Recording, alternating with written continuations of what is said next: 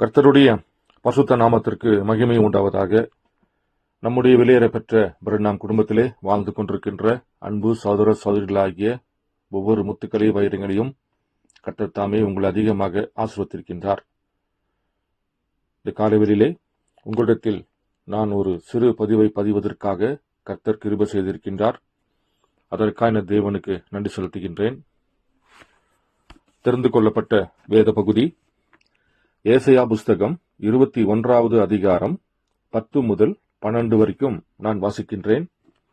ஏசாயா புஸ்தகம் 21வது அதிகாரம் 10 முதல் 12 வரைக்கும் நான் வாசிக்கிறேன்.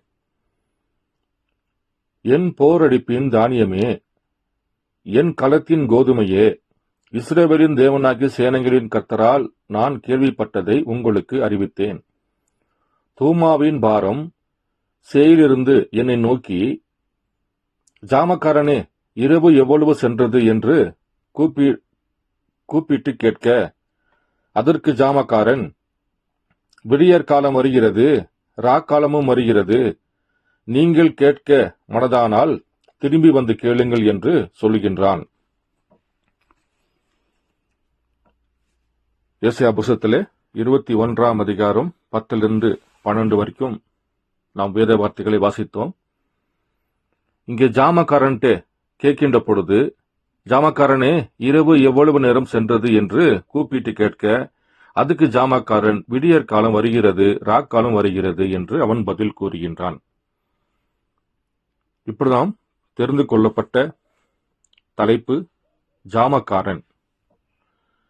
அப்ப இந்த ஜாமக்காரன் என்பவர் யார்?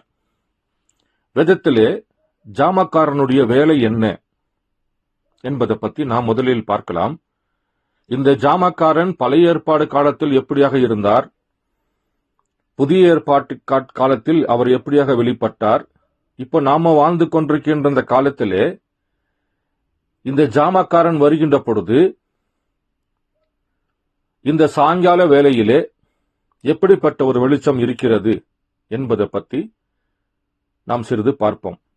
முதலாவது, இந்த ஜாமக்காரனுடைய வேலை என்ன என்பதை நீங்கள் பழைய ஏற்பாட்டில் நாட்களில் நீங்கள் வாசிக்கலாம். ஜாமக்காரன் என்பது எச்சரிக்கை செய்பவன். அதாவது ஒரு கோபுரத்தை கட்டி அந்த கோபுரத்து மேல் நின்று கொண்டு இந்த ஜாமக்காரன் இரவும் பகலுமாக நின்று கொண்டு தன்னுடைய ஜனங்களை பாதுகாக்கின்ற ஒரு எச்சரிப்பின் செய்தியாளனாக, ஒரு பாதுகாப்பின் செய்தியாளனாகத்தான் பழைய ஏற்பாட்டு நாட்களிலே ஒரு ஜாமக்காரனை வைத்திருந்தார்கள். உதாரணமாக நான் உங்களுக்கு ஒரு வேதத்தில் வாசிக்கிறேன். 2 ராஜாக்கள் 9வது அதிகாரம் 17வது வசனம் முதல் கொஞ்சம் வாசிக்கிறேன். இஸ்ரவேல் கோபுரத்தின் மேல் நிற்கிற ஜாமக்காரன் யெகூவின் கூட்டம் வருகிறதைக் கண்டு ஒரு கூட்டத்தை காண்கிறான் என்றான். அப்பொழுது யோராம், நீ ஒரு குதிரை வீரனை கூப்பிட்டு அவர்களுக்கு எதிராக அனுப்பி சமாதானமா என்று கேட்கச் சொல் என்றான். அந்த குதிரை வீரன் அவனுக்கு எதிர்கொண்டு போய், சமாதானமா என்று ராஜா கேட்க சொன்னார் என்றான். அதற்கு ஏகு, சமாதானத்தை பற்றி உனக்கு என்ன? என் பிறகே திரும்பி வா. அப்பொழுது ஜாமக்காரன் அனுப்பப்பட்டவன் அவர்கள் இருக்கும் இடம் மட்டும் போன போதிலும் திரும்பி வரவில்லை என்றான். இப்போ நீங்கள் பார்ப்பீர்கள் என்றால் ஜாமக்காரோட வேலை என்னன்னா, தன் ஜனங்களையும் தன் நாட்டு மக்களையும் பாதுகாத்துக் கொள்கின்ற ஒரு நகரத்தின் முன்னாடி வாசலிலே பெரிய கோபுரத்தை அமைத்துக் கொண்டு அந்த கோபுரத்தின் மேலே ஏறிக்கொண்டு இரவும் பகலுமாக இந்த ஜனங்களுக்கும் நாட்டு மக்களுக்கும் ஏதாவது ஒரு பிரச்சனை வருமா என்று எதிர்பார்த்து கொண்டு காவல் காப்பதுதான் இந்த ஜாமக்காரனுடைய வேலை. அப்ப யாராவது இந்த நகரத்துக்கு விரோதமாக ஒரு போர் தொடுத்தால், அல்லது யாராவது இந்த நகரத்துக்கு நாட்டு மக்களுக்கும் விரோதமாக ஒரு காரியம் செய்கின்ற பொழுது இந்த ஜாமக்காரன் அவர்களுக்கு முன்பாக சென்று எச்சரிப்பு செய்வான். அப்ப பழைய ஏற்பாட்டின் நாட்களிலே நகரங்கள் கட்டப்பட்டு அந்த நகரங்களிலே கோபுரத்தை அமைத்து அந்த கோபுரத்தின் மேலே ஏறி நின்று கொண்டு எச்சரிப்பு செய்பவன் தான் ஜாமக்காரன். அப்ப அந்த ஏசாயா புஸ்தகத்துல தூமாவின் பாரம் சேயிலிருந்து என்னை நோக்கி. அப்ப இந்த தூமாவின் உடைய பாரம் என்றால் என்ன? அப்ப தூமா என்பது விதத்திலே எதை குறிக்கிறது? ஆதியாகமம் 25வது அதிகாரம்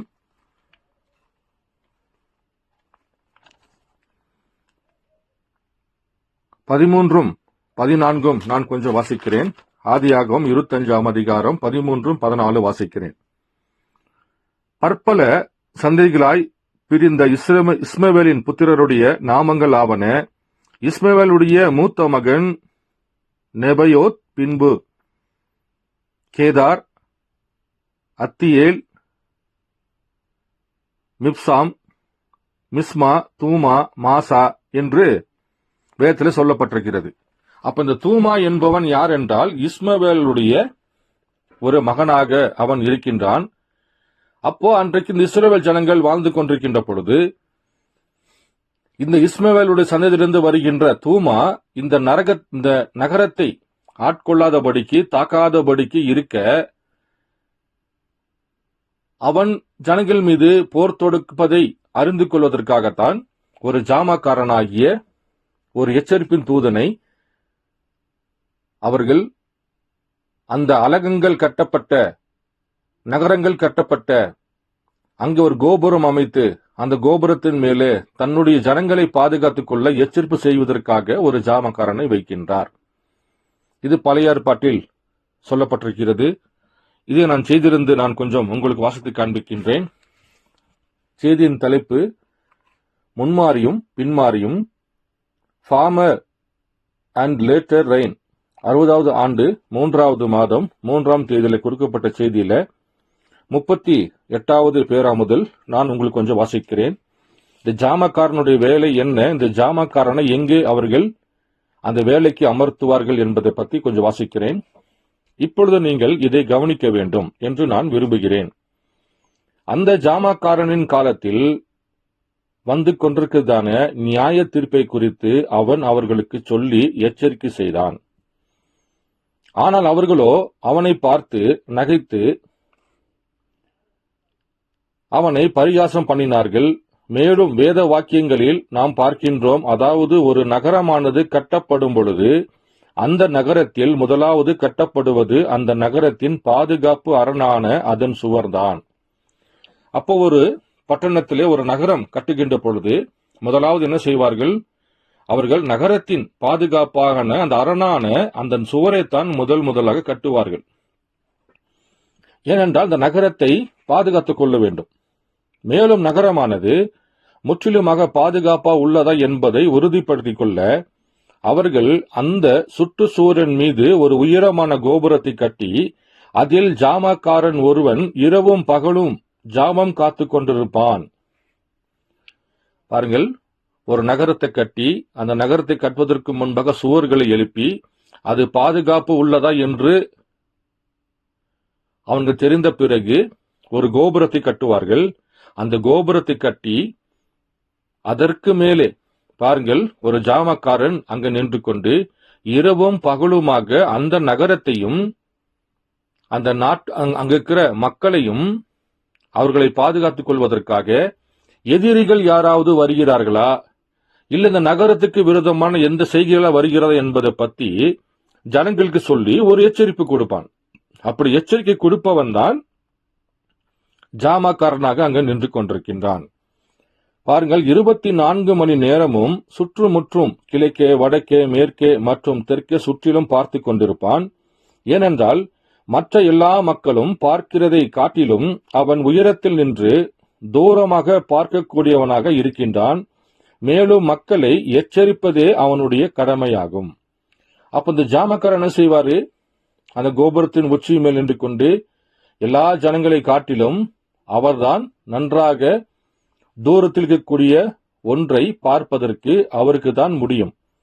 அப்ப அவர் வடக்கு, கிழக்கு, மேற்கே, தெற்கு 4 திசைகளிலும் இரவும் பகலுமாக கண் விழித்து தன் ஜனங்களுக்கும் தன்னுடைய நகரத்துக்கும் எந்தவித ஆபத்தும் வராதபடிக்கு மக்களுக்கு எச்சரிப்பு கொடுக்கிறது தான் அவனுடைய ஜாமக்காரனுடைய வேலையாகும். அவன் ஒரு நல்ல ஜாமக்காரனாக இருந்தால் வந்து கொண்டிருக்கிறதான நியாய தீர்ப்பை குறித்து நெருங்கி வரும் படைகளை குறித்தும் வேவுக்காரர்கள் ஊடுருவுவதை குறித்தும் இன்னும் வேறு ஏதாவது வந்து கொண்டிருந்தால் அவற்றையெல்லாம் குறித்து அவன் மக்களை எச்சரிக்க வேண்டும். அப்போ இங்கு சொல்லப்பட்ட பிரகாரம் தூமாவின் பாரம். அப்ப இந்த தூமா என்றால் யாரை குறிக்கிறது? இஸ்மவேலுடைய ஒரு மகனை குறிக்கிறது. அவர்கள் படையெடுத்து இந்த நகரத்தை அழிக்காதபடிக்கு, அவன் இவர்கள் மேலு போர் தொடுக்காதபடிக்கு, அல்லது வேறு சில பெலிஸ்தரோ அல்லது எமோரியர்களோ இந்த நகரத்தை தாக்காதபடிக்கு இந்த வேவுக்காரனாகிய இந்த ஜாமக்காரன் ஜனங்களுக்கு எச்சரிப்பு செய்வதற்காகத்தான் அந்த பொறுப்பிலே அவரை அமர்த்தப்பட வைக்கின்றார்கள். அப்ப ஏதாவது ஒன்று இந்த மக்களுக்கு ஆபத்து வருகின்ற ஒரு காரியம் நடப்பதற்கு முன்பாகவே இந்த ஜாமக்காரன் இந்த மக்களுக்கு ஒரு எச்சரிப்பு வைக்கின்றார். இன்னும் வேறு ஏதாவது வந்து கொண்டிருந்தால் அவற்றையெல்லாம் குறித்து அவன் மக்களை எச்சரிக்க வேண்டும். வருகிற அந்த காரியம் எதுவாய் இருந்தாலும் பரவாயில்லை, அவன் உண்மையில் ஒரு நல்ல ஜாமக்காரனாய் இருப்பான் என்றால் உள்ளே வருகிறதாக அவன் காண்கின்ற எந்த ஒன்றையும் குறித்து நகரத்தில் இருக்கிறவர்களுக்கு அவன் தகவல் தெரிவிப்பான். அப்ப தூரத்தில் ஏதாவது ஒரு ஆபத்தோ இல்லைன்னு ஜனங்களுக்கு ஒரு எச்சரிப்பு கொடுப்பதற்காக அவன் ஒரு நல்ல ஜாமக்காரன் நின்று கொண்டு தன் ஜனங்களை அவன் பாதுகாத்துக் கொண்டிருக்கின்றான். நான் இங்கே ஒன்று சொல்ல விரும்புகிறேன், மேலும் நீங்கள் அதை சரியான விதத்தில் புரிந்து கொள்வீர் என்று நான் விரும்புகிறேன். நகரத்தில் உள்ள மக்களின் ஜீவன் எல்லாம் அந்த ஜாமக்காரனை நம்பி இருக்கும் பட்சத்தில் ஒரு கிட்ட பார்வை உள்ளவனை அங்கே அந்த கோபுரத்தில் அவர்கள் வைப்பார்கள் என்று எனக்கு சொல்ல வருகிறீர்களா? பார்கள், அப்போ இந்த ஜனங்கள் எல்லாரும் யாரை நம்பிக்கொண்டிருக்கின்றார்கள்? அந்த ஜாமக்காரனை தான் நம்பிக்கொண்டிருக்கின்றார்கள். அப்ப அந்த ஜாமக்காரன் எப்படி இருக்க வேண்டும்? அவன் நன்றாக பார்க்கிறவனாக இருக்க வேண்டும், தைரியமுள்ளவனாக இருக்க வேண்டும். அவனுடைய பார்வை தூர பார்வையாகவும் கிட்ட பார்வையாகவும் சரியான ஒரு பார்வையாக இருக்க வேண்டும். அப்படி இல்லாமல் அந்த ஜாமக்காரனுக்கு ஒரு கிட்ட பார்வையாக இருக்கும் என்றால் பாருங்கள், அவன் ஜனங்களுக்கு எச்சரிப்பு செய்வதற்கு தவறிவிடுகிறான். அல்லது அவனுக்கு தூர பார்வை இல்லாமல் இருந்திருந்தால் அவன் ஜனங்களுக்கு எச்சரிப்பு செய்வதை அவனால் ஜனங்களுக்கு பாதுகாப்பு இல்லாமல் போய்விடும். அப்படி என்றால் அந்த ஜாமக்காரனை பாருங்கள், நல்ல திடகாத்திரமானும் அவனுக்கு கண்ணிலே எந்த விதமான பார்வை குறை இல்லாதபடிக்கு ஒரு தைரியம் உள்ளவனாகவும் அந்த கோபுரத்தின் மேலே வைப்பார்கள். ஏனென்றால் இந்த ஜனங்கள் அந்த ஜாமக்காரனை தான் நம்பி இருக்கின்றார்கள். இது பழைய ஏற்பாடு காலத்திலே தன்னுடைய நகரங்களை பாதுகாத்துக் கொள்கிற ஒரு ஜாமக்காரனாக வைத்தார்கள். அப்போ அவனுக்கு எந்த குறையும் இல்லாமல் அவனுடைய பார்வையிலிருந்து அவன் திடகாத்த உள்ளவனாய் இருந்தால்தான் தன்னுடைய ஜனங்களை அவன் பாதுகாத்துக் கொள்ள முடியும். ஏனென்றால் இந்த ஜாமக்காரனை நம்பித்தான் அந்த ஜனங்கள் இருக்கிறார்கள். அவர்கள் ஒரு அரை குருடனை அங்கு நிறுத்துவார்கள் என்று நீங்கள் நினைக்கிறீர்களா? பாருங்கள், ஒரு அரை குருடனாக கண்ணில ஏதாவது ஒரு கோளாறு இருக்கக்கூடிய ஒருவனை அங்கு நிறுத்துவார்களா? நிறுத்த மாட்டார்கள், நிச்சயமாக இல்லை. தேசத்திலே மிகவும் சிறந்த பார்வை உள்ளவனை கண்டுபிடித்து அவர்கள் அவனை அங்கே நிறுத்துவார்கள். அப்ப அந்த தேசத்திலேயே யாருடைய பார்வை கழுகு போல் நன்றாக கூர்மையான பார்வை இருக்கிறதோ அந்த பார்வை உள்ளவர்களை மாத்திரம்தான் அந்த பதவியிலே அமர வைத்து அந்த கோபுரத்தின் மேல் நிற்க வைத்து இரவும் பகலுமாக, ஜாமக்காரனே, உன்னுடைய பார்வை நன்றாக இருக்கிறது, நாங்கள் எல்லாம் உம்மை நம்பித்தான் இருக்கின்றோம், எங்களுடைய பிள்ளைகள் எங்களுடைய குடும்பங்கள் உன்னை நம்பித்தான் இருக்கிறது என்று சொல்லி பாருங்கள், அந்த ஜாமக்காரன் மீது வைக்கின்ற நம்பிக்கையால்தான் அவர்கள் வாழ்ந்து கொண்டிருந்தார்கள். இது பழைய ஏற்பாட்டின் நாட்களிலே ஒரு நகரத்தையும் நகரத்தை வசிக்கக்கூடிய மக்களையும் பாதுகாத்துக் கொள்கிற வேலையாகத்தான் பழைய ஏற்பாட்டு நாட்களிலே ஜாமக்காரன் நியமிக்கப்பட்டான். பிறகு தேவன் அதே ஜாமக்காரனை இஸ்ரவேல் ஜனங்களுக்கு ஒரு தீர்க்கதரிசியாக வைக்கின்றார். அந்தந்த நாட்களிலே தேவன் தன்னுடைய ஜனங்களை பாதுகாத்துக் கொள்வதற்கும் தேவன் அந்த ஜனங்களிலே கூர்மையான பார்வை உள்ளவனாக தாயின் கருவுக்குள்ளே இருந்து தேவன் ஒரு தீர்க்கதரிசியை தேவன் தன்னுடைய ஜனங்களை பாதுகாத்துக் கொள்ளும்படியாக ஒரு ஜாமக்காரனாக வைக்கின்றார். பாருங்கள், நான் மேலும் வாசிக்கிறேன். தேவன் கூட அவர் தம்முடைய நகரத்தை கட்டும் பொழுது, அவர் தம்முடைய சபையை கட்டும் பொழுது தன்னுடைய சொந்த குமாரனாகிய இயேசு கிறிஸ்து ரத்தத்தை கொண்டு மதில் அமைத்தார். அப்ப அந்த இயேசு கிறிஸ்து வருவதற்கு முன்பாக தேவன் தன்னுடைய ஜனங்களை பாதுகாத்துக் கொள்வதற்காக தேவன் ஜாமக்காரனை அங்கு வைக்கின்றார். அது ஒரு காலத்துல ஜாமக்காரன் ராஜாவாகவும், ஒரு காலத்துல நியாயாதிபதியாகவும், ஒரு காலத்துல சொப்பரங்காரனாகவும், ஒரு காலத்துல தீர்க்கதரிசியாக வைத்துக் கொண்டு தேவன் தன் ஜனங்களை பாதுகாத்துக் கொள்ள தேவன் ஒரு மனிதனை ஜாமக்காரனாக நியமித்துக் கொள்கின்றார். அந்த ஜாமக்காரன் மூலியமாக ஜனங்களுக்கு நேரிடுகின்ற ஒரு ஆபத்திலிருந்து, அல்லது ஜனங்கள் கர்த்தருடைய வார்த்தையை தவறி கர்த்தருக்கு விருப்பமில்லாத காரியம் செய்கின்ற பொழுது அங்கே ஒரு நியாய தீர்ப்பாக நின்று கொண்டு தேவன் ஜனங்களுக்கு எச்சரிப்பு செய்வதற்காக தேவன் ஒரு ஜாமக்காரனாகிய ஒரு தீர்க்கதரிசியை வைக்கின்றார். இப்படியாக வைக்கின்ற பொழுது அவர்கள் அந்த நேரத்திலே அந்த ஜாமக்காரனுடைய வார்த்தையை கேட்காமல், அந்த ஜாமக்கார் சத்தத்துக்கு அவர்கள் கீழ்ப்படியாமல் இருக்கின்ற பொழுது அந்த நகரம் அழிக்கப்படுகின்றது, அந்த ஜனங்கள் அங்கே அழிக்கப்படுகின்றது. அப்போ மோசே நாட்களிலே தேவன் மோசேக்கு முன்பாக தேவன் ஜனங்களை வழிநடத்துவதற்காக யோசேப்பை வைத்திருந்தார். யோசேப்பின் காலம் முடிவடைகின்ற பொழுது இந்த ஜனங்கள் பார்ப்பீர் என்றால் 400 வருடங்களாக அடிமைத்தனத்திலே அங்கே விடப்படுகின்றார்கள். ஏனென்றால் அவர்கள் தன் ஜாமக்காரனுக்காக எதிர்கொண்டிருக்கின்ற பொழுது, இவர்கள் தேவனுக்கு பதிலாக பாகாலை ஏற்றுக்கொள்கின்ற பொழுது தேவன் அவர்களுக்கென்று ஒரு ஜாமக்காரனை இல்லாதபடிக்கு 400 வருடங்களாக வைத்து விடுகின்றார்.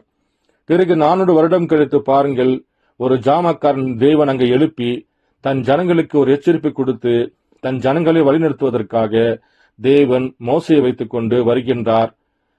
இந்த ஜனங்கள் செய்கின்றார்கள், மறுபடியுமாக அந்த ஜாமக்காரனை ஏற்றுக்கொள்ளாமல், அந்த ஜாமக்காரத்திலிருந்து வருகிற வார்த்தைக்கு கீழ்ப்படியாமல் பாலைவனத்தில் இவர்கள் மரித்து போகின்றார்கள்.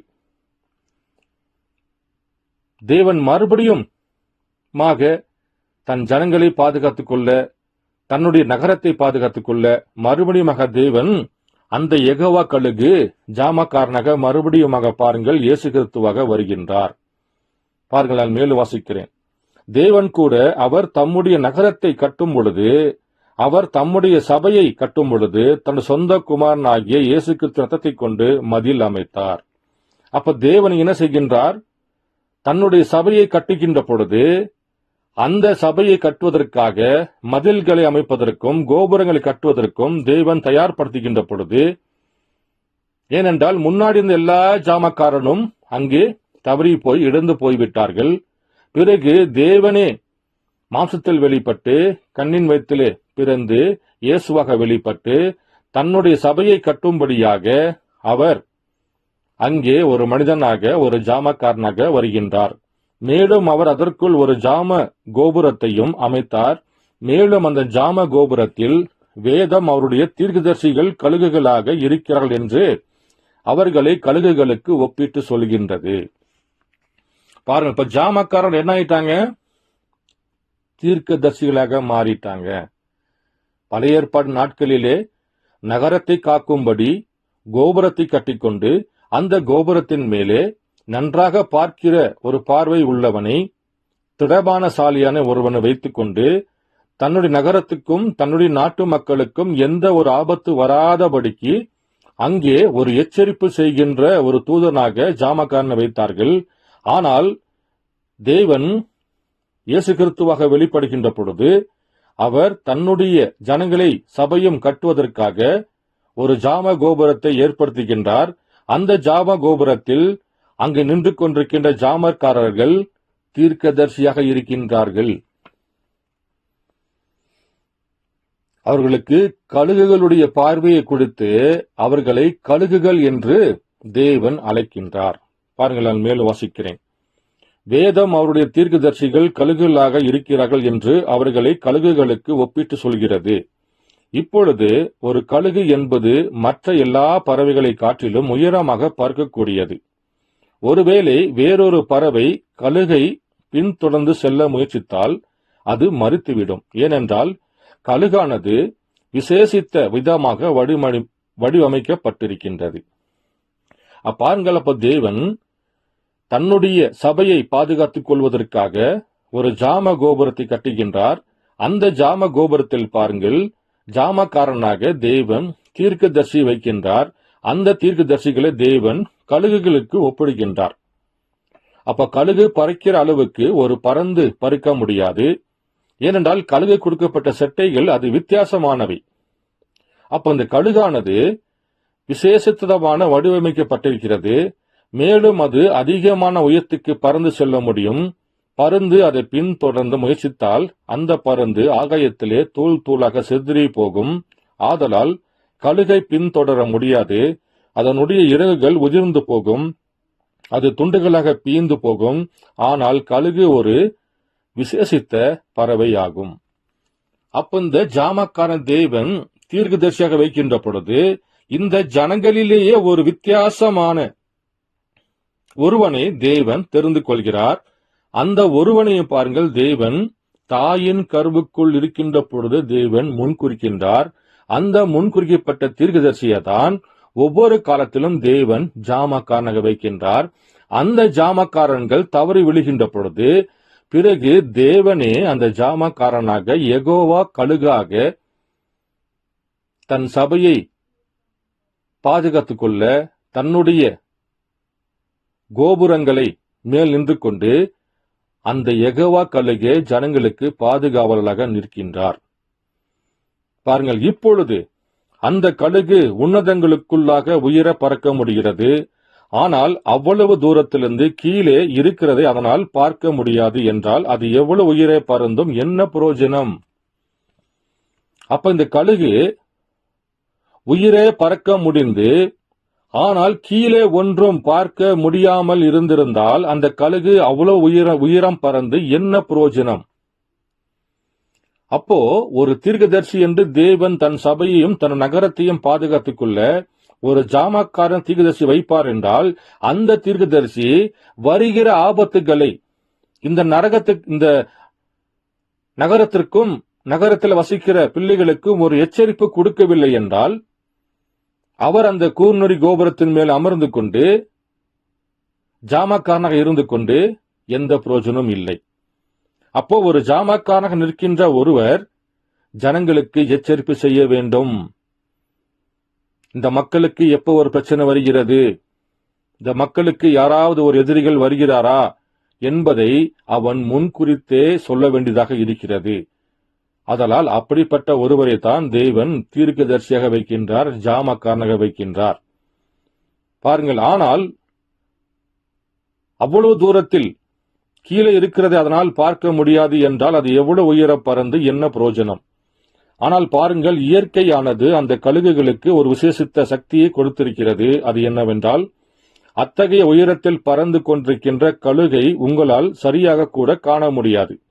ஆனால் அந்த உயரத்திலிருந்து அதனாலே கீழே உள்ளதை துல்லியமாக நோக்கி பார்க்க முடியும். அவைகளில் சிலவற்றுக்கு 2 இறகுகளின் ஒரு நுனியில் இருந்து மறுநுனி வரைக்கும் 14 அடி நீளம் கூட இருக்குமாம். உங்களால் உயரத்தில் பறந்து கொண்டிருக்கின்ற கழுகை அவ்வளவு எளிதாக பார்க்க முடியாது. ஆனால் இந்த பூமியில் நகர்கிறதான ஒரு சிறு ஜந்துவை கூட அதனால் அவ்வளவு உயரத்திலிருந்து பார்க்க முடியும். இப்பொழுது தேவன் தம்முடைய தீர்க்கதரிசிகளையும் தம்முடைய பிரசங்கிகளையும் அந்த கழுகுக்குத்தான் ஒப்பிடுகின்றார். அவர் தன்னை தானே யெகோவா கழுகு என்று அழைத்துக் கொள்கின்றார். அவரே ஒரு கழுகாகத்தான் இருக்கின்றார். அப்ப நீங்கள் பார்ப்பீர் என்றால் இந்த தீர்க்கதரிசியானவன் கழுகு எவ்வளவு உயரத்திலே பறந்து சென்றாலும் கீழே ஒரு சின்ன ஒரு புழு பூச்சி போனா கூட அதனால் பார்க்க முடிகிறதோ அதே போல இந்த தீர்க்கதரிசியை தேவன் தான் அமைக்கப்பட்ட ஜனங்களுக்கு மத்தியிலே ஒரு கோபுரத்தின் மேல் அமர வைத்து இரவும் பகலுமாக பார்த்துக் கொள்கின்ற ஒரு எச்சரிப்பின் தூதனாக வைத்துக் கொண்டு ஜனங்களுக்கு கர்த்தர் மூலியமாக வெளிப்படுகிற வார்த்தையையும் எச்சரிப்பின் சத்தத்தையும் ஒரு ஆபத்து வருகின்ற போது ஜனங்களை மனம் திரும்புவதற்கான வார்த்தைகளையும் கொடுத்து ஜனங்களை பாதுகாத்துக் கொள்வது தான் இந்த ஜாமக்காரனுடைய வேலையாக இருக்கிறது.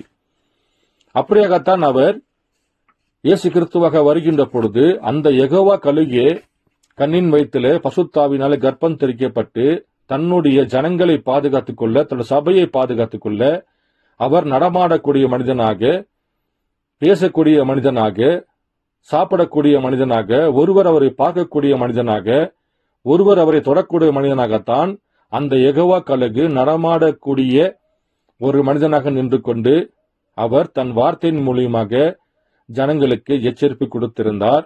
ஆனால் ஜனங்களோ அவரை மறுதலித்து விட்டார்கள்.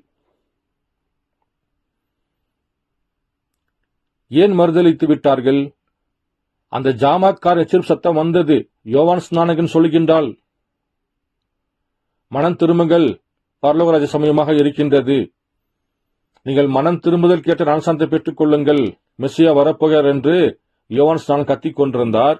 ஆனால் இவர்களோ நியாயப்பிரமாணத்தினாலும் பாரம்பரியத்தில் நின்று கொண்டு யோவான் ஸ்நானனுடைய வார்த்தைக்கு கீழ்ப்படியாதபடிக்கு, யோவான் ஸ்நானகன் தருகின்ற எச்சரிப்புக்கு அவர்கள் வராதபடிக்கு அவருடைய சபை கோட்பாடுகள், பாரம்பரியங்கள் அவரை தடுத்து போட்டு விட்டது. பிறகு தேவன் நடமாடக்கூடிய மனிதனாக நின்று கொண்டு அற்புதங்கள் அடையாளத்தின் மூலியமாக ஜனங்களுக்கு தான் யார் என்பதை வெளிப்படுத்தி காண்பிக்கின்றார். வரப்போற காரியங்களை சொல்லி காண்பித்து நியாயத்தீர்ப்பையும் குறித்து தேவன் அங்கு பிரசங்கம் பண்ணி கொண்டிருக்கின்றார். ஜனங்களும் இந்த ஜாமக்காரனுடைய வார்த்தையை கேட்காதபடிக்கு தன்னுடைய சொந்த கோட்பாடின் மூலியமாகவும் தன்னுடைய ஞானத்தின் வருகின்ற வார்த்தையின் மூலியமாகவும் அவர்கள் மாம்சத்தில் வெளிப்பட்ட யெகோவா கழுகை, யெகோவாகிய ஜாமக்காரனை அவர்கள் அங்கே மறுதலித்து குற்றம் செய்திருந்த, பாவம் செய்திருந்த ஒரு கொள்ளைக்காரனாகிய பரபாசை அவர்கள் தெரிந்து கொள்ளப்பட்டு ஜாமக்காரன் அவர்கள் வெளியே தள்ளிவிட்டார்கள். எங்களுக்கு இயேசு கிறிஸ்து வேண்டாம், எங்களுக்கு இந்த ஜாமக்காரன் எங்களுக்கு வேண்டாம், எங்களுக்கு பரபாஸ் தான் வேண்டும் என்று கேட்கின்ற பொழுது பாருங்கள், தேவன் அந்த இடத்துல நகரத்தை அழிக்கும்படியாக கட்டளை கொடுக்கின்றார். இயேசு கிறிஸ்து மரித்து உயிர்த்தெழுந்த பிறகு தீர்த்தராயின் மூலியமாக பாருங்கள், ஏமேன் மூலியமாக, மொசாலின் சாலியன் மூலியமாக, அலெக்சாண்டர் மூலியமாக பாருங்கள், அந்த நகரம் அங்கே அழிக்கப்படுகின்றது. ஆனால் யெகோவா கழுகு நின்று கொண்டு எச்சரிப்பு செய்து கொண்டிருந்தார்.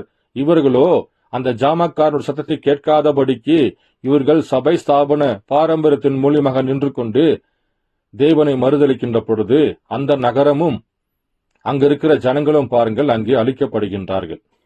பிறகு மறுபடியும் இந்த ஜாமக்காரன், நான் மரித்து உயிர்த்தெழுந்து மேலே சென்றால்தான் வேறொரு தேற்றரவாளரை எங்கு அனுப்புவேன்? புறஜாதிக்கு அனுப்புவேன்.